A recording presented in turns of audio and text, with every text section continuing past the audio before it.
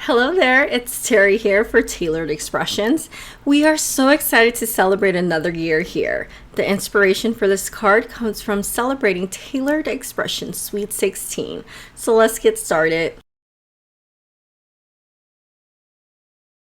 The products that I'll be using are 16 candles, Ice Ice Baby, fabulous birthday stamps and dies, Berry Sweet layering stencil and stamps, ink colors in raspberry sorbet, oat milk, spearmint, rose water, jalapeño, chocolate truffle, and VersaMark ink. I also used pink champagne and mulled wine that I forgot to add here. You will also need blending brushes, Copic markers, and a white gel pen, an anti-static powder tool with white embossing powder, Lunar paste, foam squares, and liquid adhesive. To start off, I am going to use Ice Iced Baby dies and run that through my die cutting machine with cardstocks in the color Buttercream frosting and raspberry sorbet. I really like the center die here because it creates little sprinkles with the die cuts. You can either use the negative part or the positive part of the die cuts. This is a pretty large die. It's really easy to put together as well. Each of the layers of the cake stacks on top of one another. You can easily make this cake 7 layers tall if you really wanted to. Here you can see that I am playing around with different layering combinations and different color combinations. Initially, I started off with raspberry sorbet as a frosting and buttercream frosting as a cake. But for this card, I decided to go with buttercream frosting for the frosting. I mean, that name just calls for being frosting on a cake. And also toffee for the cake. You can add different color cardstocks underneath the center cut to have a pop of color show through. Or you can just add the individual pieces as I did to my project. You will see the step a little later. So here's a look at the final layers that I chose for my Sweet 16 birthday cake. The top layer is the frosting, which is used with buttercream frosting cardstock. The second layer underneath that is toffee. In the middle is raspberry sorbet. The second to last is also buttercream frosting, and the bottom is toffee colored cardstock. So now that we have the cake part figured out, I want to add some toppings onto my cake. And while digging through my Tailored Expression collection, I found this Sweet Berry layering stencil and stamp set, and I thought this would be perfect for the topping. I mean, Sweet 16. I love strawberries and I love strawberry cake, and this just called out my name. I couldn't help myself. So going in with the first layer of the stencil set, there's only 2 layers in this stencil set. I used the first layer and used pink champagne ink. And I'm going in with my pink blending brush and blending in all of the opening areas of this layer. I also used my strong magnets to hold the cardstock, and this cardstock here is sugar cube, to hold it in place onto my magnetic surface. If you don't have a magnetic surface, you can go ahead and tape your cardstock down to your surface and also tape the stencil down in place as well. And still with the first layer, I wanted to add a little bit more dimension. So I went in with the color raspberry sorbet and just went around the edges of each strawberry. Now for the second layer, I am starting off with spearmint, and I'm using my green blending brush, and I'm applying that to all of the openings of the stencil. And the same thing here. I wanted to add a little bit of dimension to the color stems, so I went in with Jalapeño ink and just shaded around the corners of the leaves. Here you could see the strawberries. They don't really look like strawberries yet, but I'm going to go in with the stamp set that was included in the layering set.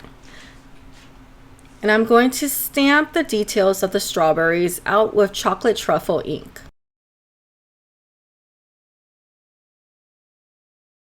Okay, so now is the tedious part. I know a lot of people don't like fussy cutting, but I actually enjoy doing it. And I hope that Taylor eventually will have the coordinating die cuts for this stencil set. And I'm keeping my fingers crossed. Hopefully that happens soon. But since that's not available, I'm going in with my fussy cutting scissors and I'm cutting out each of the strawberries. But there is another strawberry dye that's available on the website that I don't have in my stash, but you could definitely use it with this project and I think it will look absolutely darling. It is called Berry Sweet dye set and it has the strawberries and the strawberry leaf stems on it. I will link that information down below if you're interested in taking a look at that set. And here are all the little strawberries that I have off to the side ready for the topping process. I have the layered cake here and I'm trying to figure out where I want the placement of the strawberries. And at this point I realized, oh geez, this is a really big die. How am I supposed to fit this on an A2 size card? And unfortunately I can't. So I used it for a 5x7 card.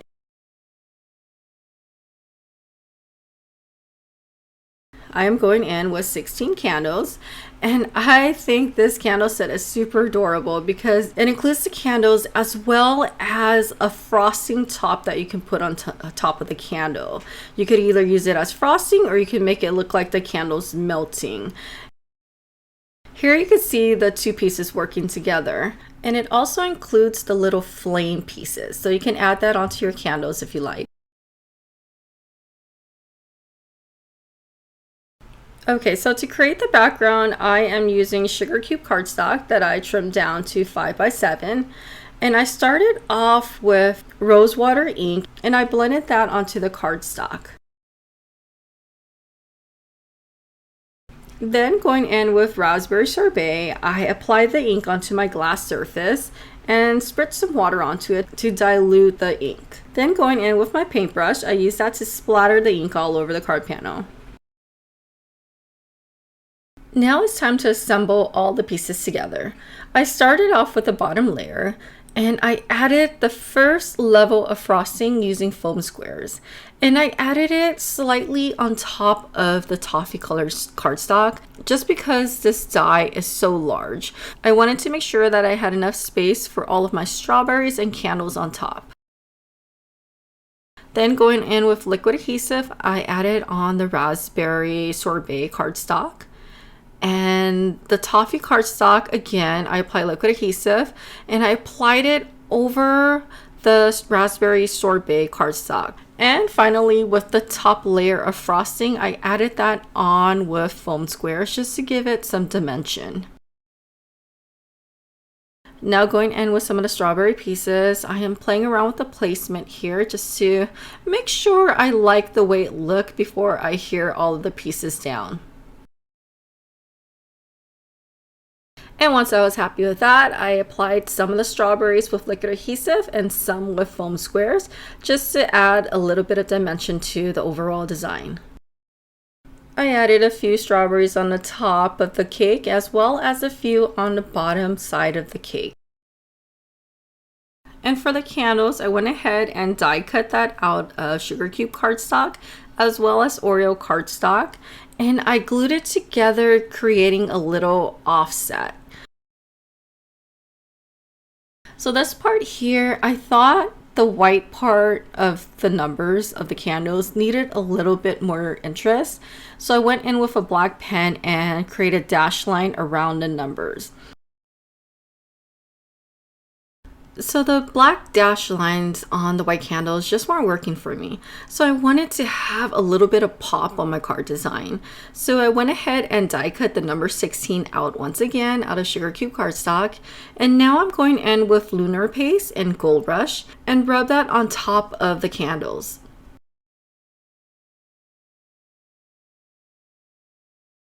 Now after that has dried, I went ahead and adhered that to the candles with the dash lines. Going back to the card design, I went ahead and adhered the number 16 down to the top of the cake, and now I'm gluing on the little flames. I used my two Copic markers, red and in yellow, and just colored in the little flames. For the sentiments, I am stamping down two of the sentiments from the Fantastic Birthday stamp set. And I'm stamping that onto Oreo colored cardstock. I did went ahead and conditioned the cardstock with my anti-static powder tool before stamping it down with VersaMark ink. Then I applied white embossing powder over the stamped sentiment and heat set that with my heat tool until it was nice and melted. So before I adhere my sentiment down, I wanted to go ahead and trim down the panel a little bit. So I removed one of the little strawberries off to the bottom corner, and I'm going to trim this down. I also trimmed Oreo cardstock slightly larger than this panel. Now going back in with the sentiment, I did use the coordinating dies and ran that one more time out of Oreo cardstock, and I adhered that to the stamped sentiment. Then using liquid adhesive, I glued that onto the card panel.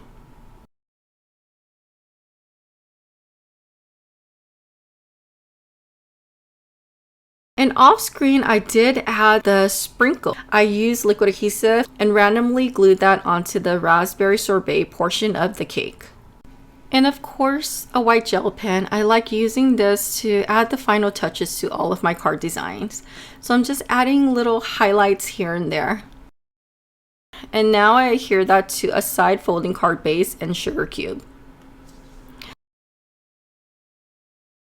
Now looking at the final design, I felt like it needed a little bit of something else.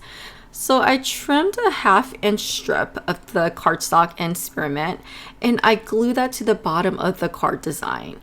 I did have to lift up the bottom of the cake a bit and move up some of the strawberries, but that was easy to do.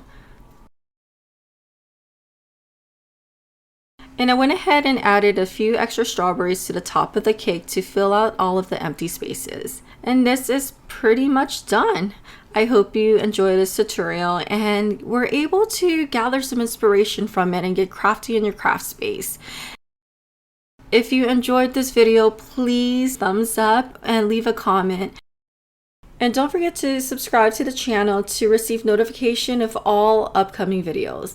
Okay, until next time, I hope you guys have a wonderful day. Bye-bye.